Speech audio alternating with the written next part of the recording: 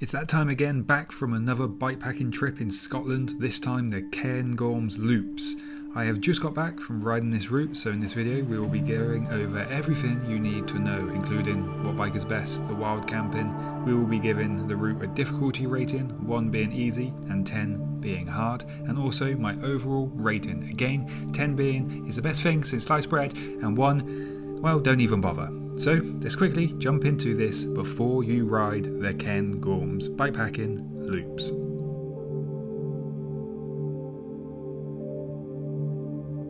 The Cairngorms bikepacking loops is a 180 mile or 290 kilometre route that loops around the Cairngorms National Park in Scotland.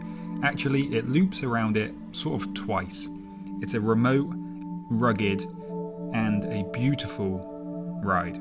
A great chance to explore the largest national park in the UK. From fast flowing descents, single track, plenty of hiker bike and lots of river crossings along this ride. You will get a really good chance to test your resolve and push your limits. But let's not make it all sound too hard. There are some moments where you will be able to just stop and embrace the beautiful scenery that surrounds you. And with over 4,500 metres of elevation gain, you will be rewarded with some awesome views for sure. This route is one of them routes that make you experience all the emotions that come with riding a bike in the mountains. It's hard, it's tiring, it's beautiful, yet rewarding. It's a pretty rugged route at the heart, and it can be remote, so you will want a GPS unit for mapping. Maybe bring in a paper one too.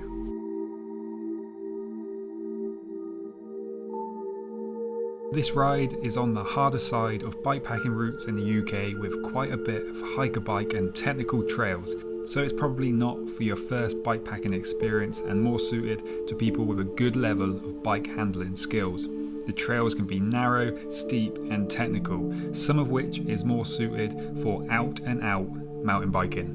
There is plenty of river crossings, and after rainfall can be quite fast flowing and knee deep in places, so bring plenty of spare socks. This is a route that is perfect for 2 to 4 days on the trails, but weather can play a part in how long or short it may take. If you have ever wanted to explore the largest national park in the UK, then this route really does give you that opportunity, because with this route you will see pretty much all of it. Although the route has some hard challenges to overcome, it does also consist of a lot of really fun, long, fast descents that you can let go of them brakes and fly. If you have ever wanted to stay in a bothy or two, this trip might be a good opportunity for you, as there are a couple. One a lot nicer than the other, to be fair, but still. The Red House bothy is quite popular though in the summer, so you might find it a little busy.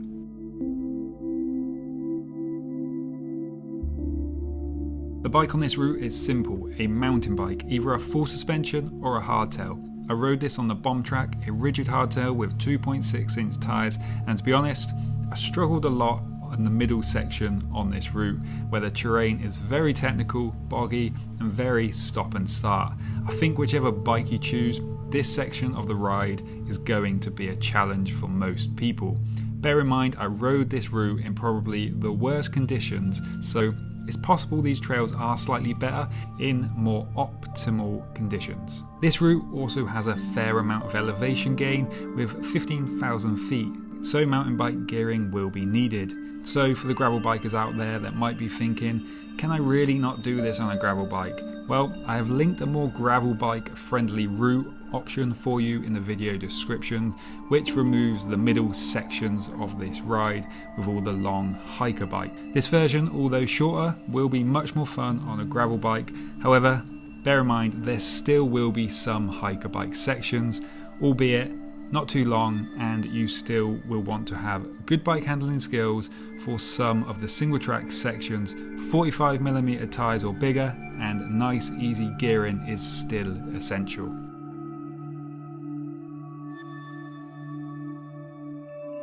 Being Scotland, this is fairly straightforward as it's actually allowed.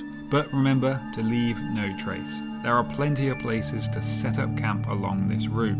However, most of the places along this route are quite wide open, at least after the first 30 or 50 miles. So a tent is going to be your best bet, with a really good bug net, as the midges will get you if you take on this route in mid-season. Alternatively, like I mentioned before, this is a good route if you want to plan it around staying in the couple of bovies en route.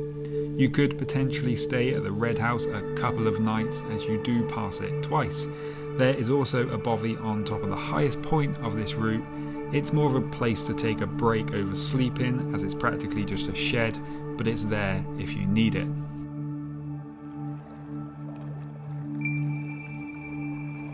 Although this route is remote, there are a couple of places along the trip to resupply on food and water, but I'd say you'd still want to be able to carry a good day or a day and a half worth of food, as the resupply points are quite far apart. The trails are tough going, so you will be burning them calories.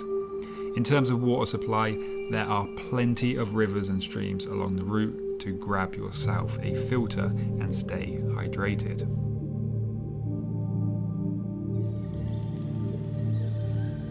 This route starts and finishes in Aviemore, but does also pass through Blair Athol, which also has a train station. A couple other stations close by are Pitlockery or King Gussie.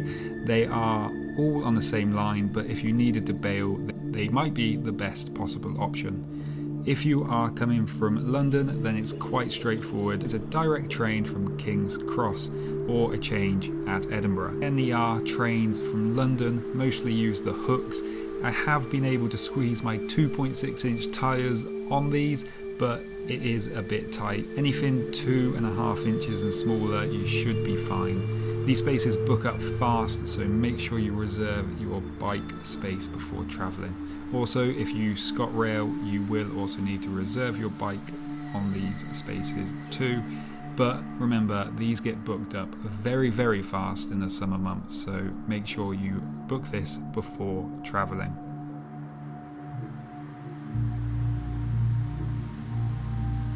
If this ride didn't have the two middle sections of what felt like the longest hiker bike sections in the world with all the technical trails, I'd probably be rating this around a 5 or a 6 in difficulty. But with these sections included, the ride is probably going to be a 7.5 pushing on to an 8, maybe even 9.5 if the weather is bad. So if I look at this route and ride, taking away the conditions I had, I think a 7.5 is probably a fair rating in difficulty. It has its challenges, but most of the challenges come from the technical side of riding over the climbing aspect. The route is also quite remote, so knowing how to deal with the ever-changing aspects of a ride like this is key. Removing their middle sections though, it's much, much easier. So if you are looking for a slightly easier version of this route, then just avoid them middle sections.